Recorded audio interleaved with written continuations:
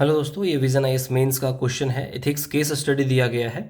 ठीक है। और बहुत ही सिंपल तरीके से, इसलिए बहुत किताबी ज्ञान की ज़रूरत नहीं है। अगर आप इसे पूरे मन से लिखेंगे तो डेफिनेटली आप भी अच्छा आंसर लिखेंगे। सो चलिए इस केस स्टडी का डिस्कशन स्टार्ट करते हैं। देखिए इसमें क्या लिखा है। एक चिंतित नागरिक के रूप में आप हाथ से मैला उठाने, मैनुअल स्कैवेंजिंग में नियोजित लोगों के मुद्दे से जुड़े हुए हैं।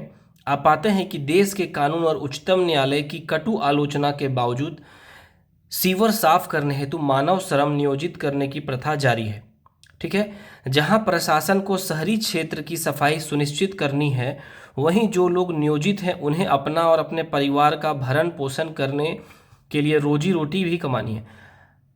हाल ही में सेप्टिक टैंक की सफाई करते समय श्वासारोधन के कारण कुछ कर्मचारी की मृत्यु ने आपके क्षेत्र में अत्यधिक संतरास पैदा किया है। आप प्रशासन को लिखकर इस स्थिति से जुड़ना चाहते हैं, जिसके लिए आपको निम्नलिखित का उत्तर ढूंढना होगा। ठीक है। अगर आप प्रशासन से जुड़ना चाहते हैं तो इसका निम्नलिखित उत्तर ढूंढना होगा। आप दोबारा इसे पढ़ सकते हैं।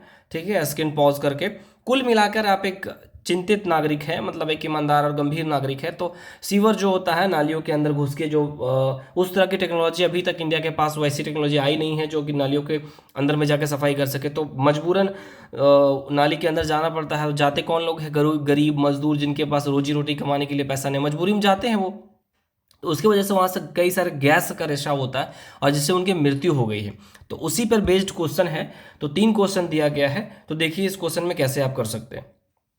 देखिए पहला क्या पूछ रहा है इसमें सम्मिलित हितधारकों की पहचान कीजिए और उनके परस्पर विरोधी हितों की वर्णन कीजिए। ठीक है। इस सामाजिक बुराई पर अंकुश लगाने में प्रशासन को किन चुनौतियों का सामना करना पड़ रहा है। ठीक है। इस समस्या से निपटने के उपायों को सूचीबद्ध कीजिए। पहला, हितधारक क्या क्या है, कौन कौन लोग उसमें जुड़े हुए हैं। ठीक है, आएंगे उसको ऐड कर देना है।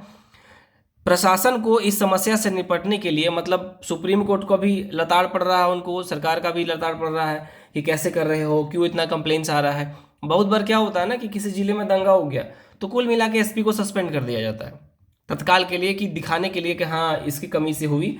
लेकिन बहुत बार सिचुएशन ऐसा होता है कि सिचुएशन आउट ऑफ कंट्रोल रहता है किसी ऑफिसर के लिए, अचानक स्टार्ट हो गया जिसके बारे में आपको कोई आइडिया ही नहीं है।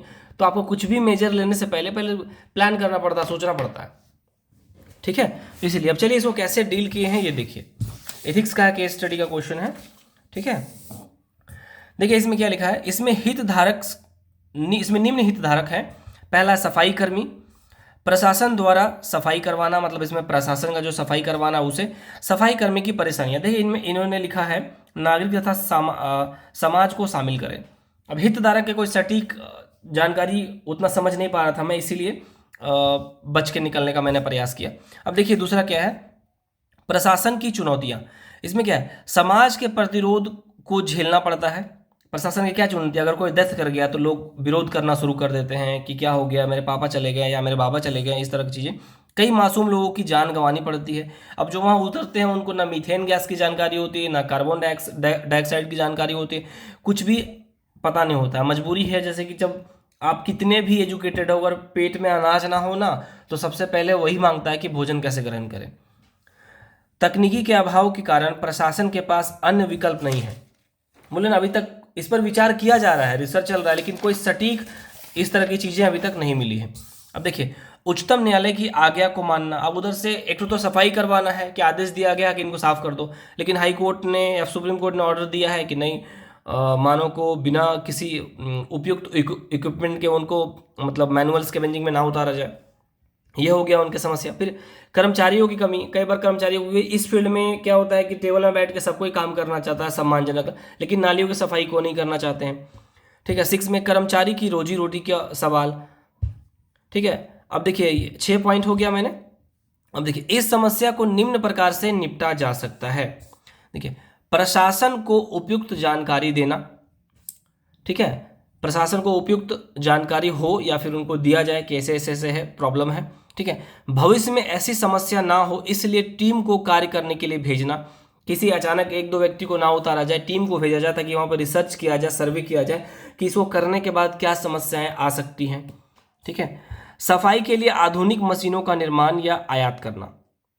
समझे, सफाई के लिए आधुनिक मशीनों का निर्माण या आयात करना। देखिए जो मैनुअल स्कैवेंजिंग है जिसके चलते कई डेथ हुए हैं, अब देखिए उस समय एक तो मौत होती है वो एक अलग बात है। आप थोड़ी देर के लिए मान लीजिए कि आपके किसी घर के सदस्य की मृत्यु, इसे अदरवाइज मत लीजिएगा, नाली में हो गई, तो ये कई तरह से अपमान की बात भी महसूस होती है कि ये कोई पूछा जाए कहाँ डेथ हुआ उनका, तो कोई बोलेंगे रोड एक्सीडेंट में हुआ, कोई कहेंगे नाली में सफाई करते हुआ। तो ये एक स्टिग्मा की तरह होता है, ठीक है।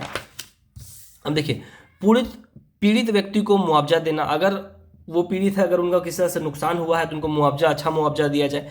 जब कर्मचारी को भेजना अनिवार्य हो तो मेडिकल टीम तैयार रहे। हाँ ठीक है, सफाई करने के दौरान, ये मेरे अपने पॉइंट्स हैं, तो आप एक मेडिकल की वैन वहाँ रख सकते हैं और वो मॉनिटरिंग करते रहे कि कुछ होगा तो, और उसमें वाटर टैंक भी आप रखा जा सकता है कि जैसे कोई नाली निकले वो गंदे होते हैं तो उन्हें प्रेशर से सफाई कर दिया जाए और फिर तुरंत उनको हॉस्पिटल भेज दिया जाए। अब मजबूरी, जब कोई आपके पास इक्विपमेंट है ही नहीं तो क्या करेंगे आप, इक्विपमेंट होगा भी तो नाली की सफाई करने के बाद उस इक्विपमेंट को भी साफ करना होगा, ठीक है। सरकार को अवगत कर इस विषय पर तुरंत ध्यान दिलाना, अगर कुछ भी ऐसा होता है या फिर मैनुअल स्कैवेंजिंग है तो सरकार को अवगत कराया जाए। देखिए इसमें 7 नंबर दिया गया है मुझे, ठीक है, और ठीक मार्क्स है 7, और इसमें और इम्प्रूव किया जा सकता था। देखिए इन्होंने क्या लिखा, अपने प्रश्न के प्रथम खंड के हितधारक तो बताए हैं, ठीक है, किंतु उनके विरोधी हितों को स्पष्ट नहीं किया है, ठीक है। वो हितधारक है लेकिन विरोधी हित है, उनको स्पष्ट करना था। द्वितीय तृतीय खंड पर अपेक्षाकृत बेहतर वर्णन है, ठीक है, तुलनात्मक रूप से जो सेकेंड और थर्ड है उससे थोड़ा बेहतर है। कुल मिला के इसमें 8 मार्क्स 9 मार्क्स ला सकते हैं इथिक्स में आप केस स्टडी में, क्योंकि केस स्टडी में मार्क्स होता है। अभी करेंटली मैंने नहीं देखा कि क्या स्कोर चल रहा है, मतलब क्या मार्किंग हो रही है अभी, ठीक है। आई होप ये आंसर आपको अच्छा लगा होगा, और अगर आपने कुछ इससे देख के सीखा है कि कैसे आप डील करें। देखिए ये क्वेश्चन ईजी नहीं है, टफ है, ठीक है। तो अगर आप सीखते हैं तो एटलीस्ट कम से कम वीडियो को लाइक कर दीजिएगा। Thank you.